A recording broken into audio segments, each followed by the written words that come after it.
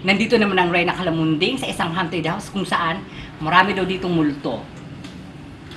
Kasama ko aking dalawang kawal na walang iba kundi si Dustin at si JR.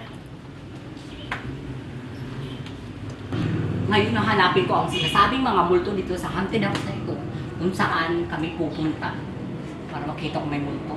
Para nakakakita ko ng isang multong maitim.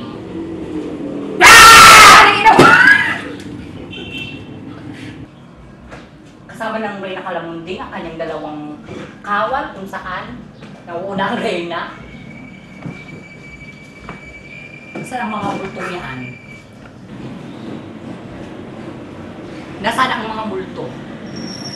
Kawal, sundan niyo ako kasi natatakot ako. Baka malapa ako ng mga multo. Baka malapa ang Reyna. Sandali! May narinig akong mga boses. Parang hindi man mga multo. Sino kaya yun?